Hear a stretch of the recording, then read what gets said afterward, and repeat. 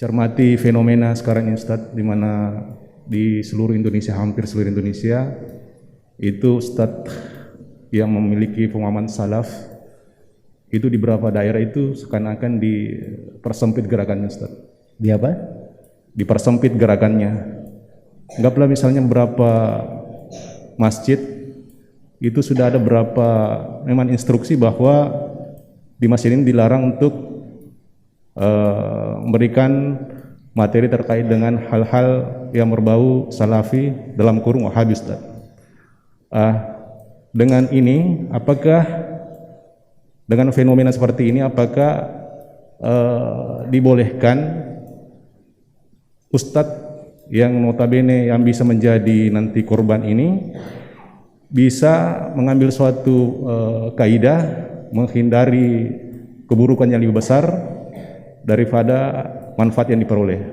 Anggaplah misalnya Ustadz, di beberapa daerah, anggaplah misalnya di Indonesia secara global itu terkait dengan hal-hal yang berbau tradisi yang oleh kita tak kenal sebagai tradisme atau misalnya bid'ahisme, di mana ini yang sangat menekan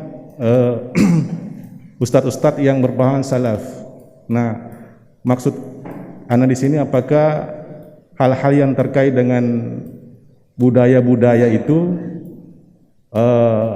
yang bertentangan dengan Islam ini itu ditekan dalam melakukan dakwah, sehingga ustadz-ustadz kita ini misalnya di Sidrap juga sudah di sini sudah keras sekali, ada kayak instruksi supaya dakwah ini dipersempit. Maksud kami apakah ini boleh menjadi kaidah itu kita kembali yang lebih menghindari mudarat yang lebih besar daripada manfaatnya. Terima kasih. Baik, barakallahu fiik. Sebenarnya pertama, jangan terlalu banyak lihat berita-berita di media. Satu berita di satu tempat bisa menjadi berita nasional, tidak seluruh tempat seperti itu. Indonesia ini asalnya orangnya baik-baik. Antum bicara, antum nasihati, mereka senang dengan hal seperti itu. Kalau ada yang tidak senang, itu oknum-oknum tertentu saja. Tidak dihitung, jangan lihat-lihat ke berita. Ya kalau antum tidak pernah baca berita, tidak pernah lihat berita, insya Allah tidak akan ada hal yang ribet rumit. Agama ini akan selalu ditinggikan oleh Allah. Walaqad sabaqat kalimatuna li ibadina al-mursalin innahum lahumul mansurun wa inna jundana lahumul ghalibun. Telah tetap kalimat kami kepada hamba kami para rasul bahwa mereka akan selalu ditolong dan tentara kami akan selalu dimenangkan. Itu jaminan. Allah yang menjamin. Allah yang menjaga agamanya.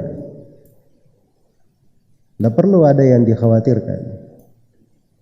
Kemudian yang kedua, seorang itu kalau masuk di dalam dakwah itu adalah berbaik sangka, semangat kebaikan, bukan putus asa. Semangat kebaikan. Jadi ada manusia menolak pun kita masih berbaik sangka. Iya. Hal yang kita temukan pun kadang tidak seberat yang dialami oleh Nabi Shallallahu Alaihi Wasallam. Rasulullah Sallallahu Alaihi Wasallam mendakwai kerabatnya di Taif. Ini kerabatnya sendiri, dilempari batu. Saking kagetnya beliau balik dari Taif itu tidak sadar arahnya kemana. Ini Rasulullah yang paling sempurna akalnya, kebijaksanaannya, bisa seperti itu kondisinya. Sampai berada antara dua gunung. Datanglah Jibril membawa malaikat penjaga gunung. Jibril berkata, ya Rasulullah, malaikat ini sudah diperintah. Kalau kamu menginginkan dua gunung ini dibalik menimpa mereka, dia akan lakukan. Tapi kata Nabi SAW, inni la arju ayakhruja min aslabihim may ya'budullaha la yusyrikuna bihi syai'an. Saya berharap akan keluar dari belakang orang-orang ini, dari keturunan mereka, satu kaum yang beribadah kepada Allah, tidak berbuat kesyirikan. Harus selalu ada harapan. Iya. Harus ada harapan. Nah, itu berdakwah di jalan Allah. Cuma memang ada sebagian dai-dai ini sudah dangkal dalam pengetahuan, sedikit juga waraknya. Sering tampil di YouTube, di media-media, dia tidak bisa mengatur perkataannya. Itu semuanya ada batasannya dengan ilmu. Kita juga jangan menjadi sebab orang itu terbakar. Karena kesalahan kita akhirnya yang lainnya jadi kena. Tapi seorang harus pandai mengukur. Itu ukuran ilmu. Ilmu itu membimbing.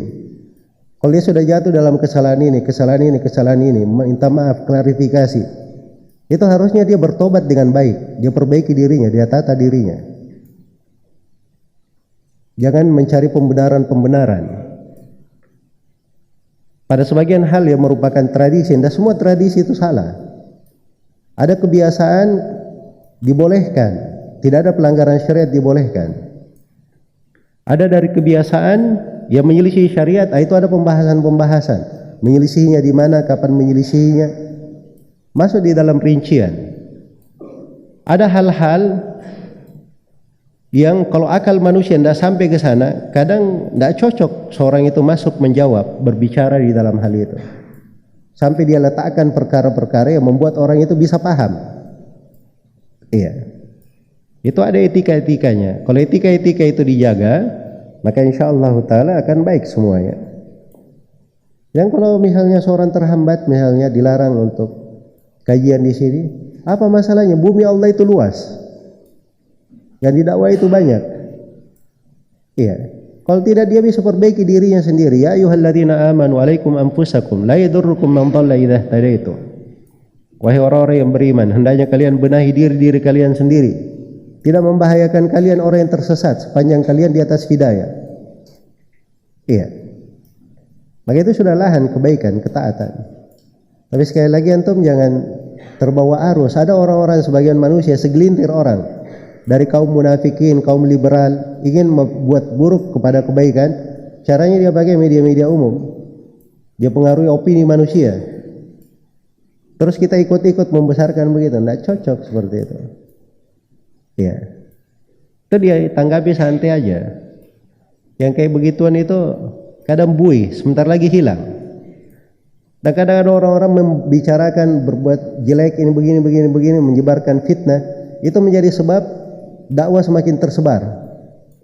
Sebab orang akan tahu nanti, oh, ini dusta, ini bohong. Benar ini orang difitnah, ini orang baik. Kadang seperti itu. Nah itu kata seorang penyair, wa idza aradallahu nashra fadilatin tawiyat atahalaha lisana hasudi. Apabila Allah menghendaki tersebarnya suatu keutamaan yang berlipat-lipat, Allah akan buat ada lisan-lisan hasad yang membicarakannya. Ada lisan-lisan hasad yang membicarakannya. Iya. Dan kita ini tidak lebih utama daripada Nabi sallallahu alaihi wasallam. Nabi sallallahu alaihi wasallam saya dapat gangguan dan rintangan. Iya. Karena itu kata sebagian ulama, ini bait syair saya hafal dari Syekh Mukbil rahimahullah. Banyak beliau mengucapkannya.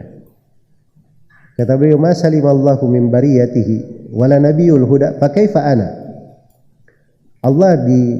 Allah dengan segala keagungan dan kebesarannya tidak selamat dari pembicaraan manusia. Itu benar atau tidak? Bukankah ada yang mengatakan Allah itu satu dari yang tiga? Allah punya anak. Ada yang berucap seperti itu kan? Allah saja dengan segala keagungan dan kebesarannya tidak selamat dari gangguan manusia. Tidak pula Nabi yang membawa petunjuk, yaitu Nabi Muhammad. Apalagi cuma saya.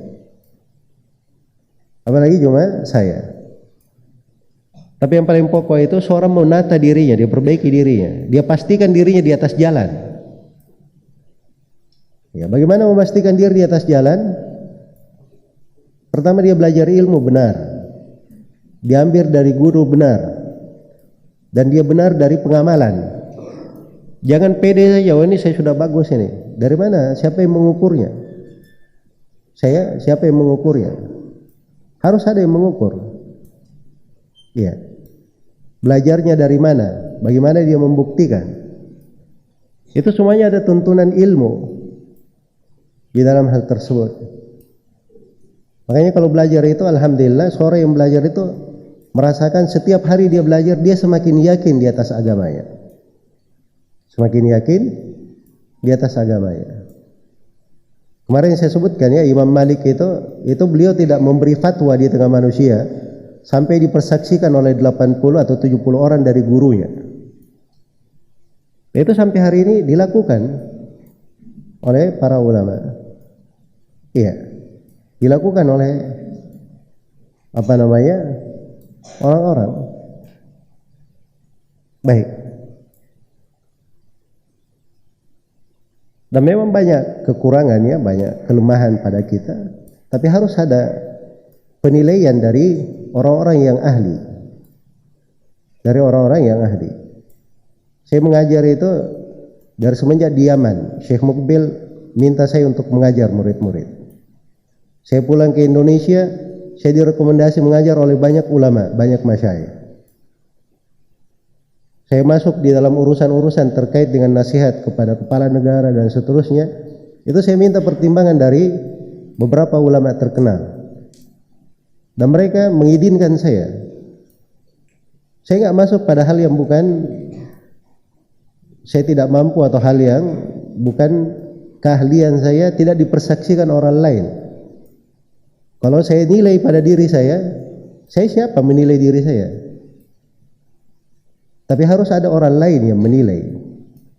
Penilaian itu sudut ilmiah namanya, untuk memastikan jalan. Itu hal-hal penting ya untuk dipelajari. Ya, dan semoga Allah Subhanahu wa taala memberikan kemudahan untuk semuanya. Jalannya sebenarnya mudah. Usaha belajar dengan baik, belajar dengan benar, bersabar. Ya. Apa yang dimudahkan jalani, apa yang belum dimudahkan cari saja hal yang lain. Pintu ketaatan itu banyak, alhamdulillah. Ya wallahu taala.